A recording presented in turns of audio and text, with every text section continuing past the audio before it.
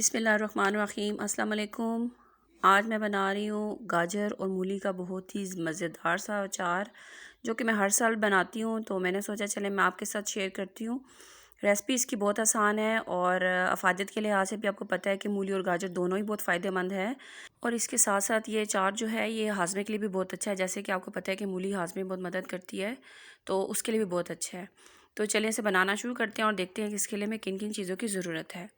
यहाँ पे मैंने लिया हुआ है एक मीडियम साइज़ की मूली और उसे लंबे स्लाइसिस में काट लिया है। इसके साथ ही 2 मीडियम साइज़ की गाजरें हैं।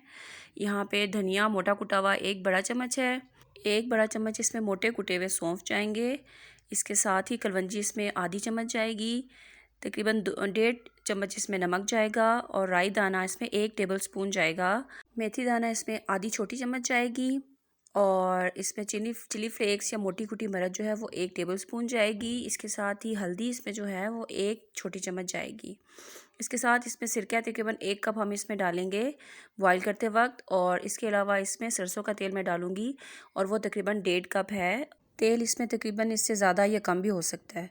तो चले यहाँ पे मैंने सबसे पहले ना पानी बॉईल करने के लिए रख दिया है और ये बॉइलिंग पॉइंट पे जब आ जाएगा, उबलना शुरू हो जाएगा, तो इसमें मैंने तकरीबन 1 कप भर के सिरके का डाल दिया है। और ये सिंपल सिरका है सफ़ेद वाला, वो इसमें शामिल करेंगे। और देखिए पानी हल्का हल्का उबलना शुरू हो गया है।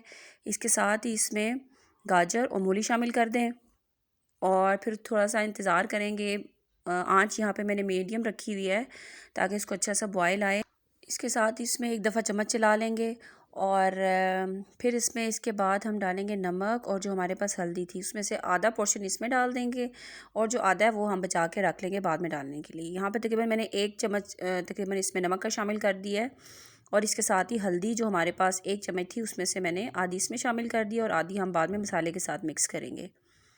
इसके साथ इसको अच्छा से मिक्स करने के बाद फ्लेम हाई है और इसके बाद इसको अच्छा सा बॉयल आने देंगे। और इसको हमने कुकिंग बहुत ज़्यादा नहीं करनी, इसको जस्ट एक समझें कि ब्लांच करना है इसे अच्छा सा। एक दफ़ा अच्छा सा बॉयल आएगा तकरीबन 2 मिनट इसे ज़रा सा कुक करना है। गाजर और मूली दोनों को सॉफ्ट ज़्यादा नहीं करना, हार्ड ही रहना है उन्हें।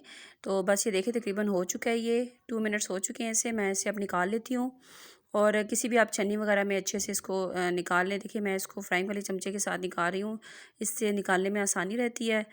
तो इस तरीके से सब आप निकाल लें। बाहर निकाल के आप इस पे ठंडा पानी वगैरह कुछ भी शामिल नहीं करना, बस इसे आपने निकालना है और इसे ठंडा होने के लिए रख देना है। आप चाहें तो इसे किसी टिश्यू पेपर पे वगैरह भी फैला सकते हैं, लेकिन मैंने यहाँ पे सिर्फ ट्रे में फैला दिया है। इससे भी बहुत आराम से इसका जो पानी है वो खुश्क हो जाएगा। ट्रे वगैरह में फैलाने से पहले इसे कुछ देर टोकरी में रखें ताकि इसका जो पानी है वो अच्छे से नुचड़ जाए। अभी देखिए हमारी गाजर और मूली जो है वो बिल्कुल ड्राई है। तो चलें इस पे तमाम मसाले डालते हैं। यहाँ पे जो हमारी बकाया हल्दी थी वो इसमें शामिल करेंगे। साथ ही इसमें मिर्च जा रही है। मिर्च आप अपनी मर्ज़ी के हिसाब से कम या ज़्यादा कर सकते हैं, लेकिन अचार थोड़ा स्पाइसी अच्छा लगता है। और इसमें राई दाना डाल दिया मैंने और इसके साथ सौंफ। राई दाना जो है वो थोड़ा ज़्यादा डलता है इस वजह से कि अचार को थोड़ा खट्टा वही करता है। और मोटा दरदरा पिसा हुआ जो इसमें धनिया वो बहुत ही मज़ेदार लगता है। इसके साथ ही मेथी दाना डाल दिया है। अच्छा, मेथी दाना इसमें बहुत ज़्यादा अमाउंट में अचार में नहीं डालते, क्योंकि जैसे ही ये ज़्यादा डलेगा तो आपका जो अचार है वो बहुत ज़्यादा कड़वा होना शुरू हो जाता है। तो तमाम मसाले शामिल कर दिए और नमक भी। नमक इसके साथ आप कम और ज़्यादा कर सकते हैं।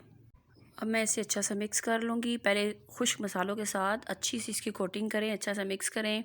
चाहे तो हाथों के साथ मिक्स करें, चाहे तो चम्मच के साथ मिक्स करें। और मिक्स करने के बाद मैं इसको डाल दूँगी बॉटल में। अच्छा, बोतल आपके पास जो भी आसानी से चीज़ है उसमें डालें। मेरे पास एक कॉफ़ी की पुरानी बोतल थी, मैंने उसको लेकर अच्छा से उसको धोने के बाद उबलते पानी में डाल दिया और वो देखिए बहुत ज़बरदस्त हो जाती है, इससे चीज़ ख़राब भी नहीं होती। और अब मैं इसमें ये जो अचार है वो डाल दूँगी। इसमें सारा मसाले के साथ इसमें शामिल करेंगे। और मैंने जो हमारे पास तेल था उसे हल्का गर्म होने के लिए रख दिया है। तेल को जब आप नीम गर्म करके डालेंगे तो वो अचार का जो टेस्ट है वो बहुत ही अच्छा आता है। अगर उसको नीम गर्म नहीं करेंगे तो अक्सर ऐसा होता है, मैं अचार खा के ज़रा ट्राई किए हुए हैं कि उसमें जो कच्चे तेल की स्मेल है वो उसमें आती रहती है। तो इसको नीम गर्म करके डालेंगे तो बहुत ही अच्छी खुशबू आती है और फ्लेवर भी बहुत अच्छा होता है। तो तेल को हमने इसमें शामिल कर दिया और देखें आपने तेल इसमें इतना डालना है कि जो आपकी सब्ज़ी वगैरह है या अचार का में जो कुछ डाल रहे हैं वो इसमें अच्छा सा डिप हो जाए और बिल्कुल उसको नीचे होना चाहिए और तेल को उससे थोड़ा सा ऊपर होना चाहिए। तो इसमें तकरीबन 1.5 कप जो हमारा तेल था वो सारा चला गया है और अचार बनकर तैयार हो चुका है। आप चाहें तो इसे पराठे के साथ खाएं, चावलों के साथ खाएं, और गर्मी के मौसम में तो अचार रोटी के साथ बहुत ही मज़ा करता है।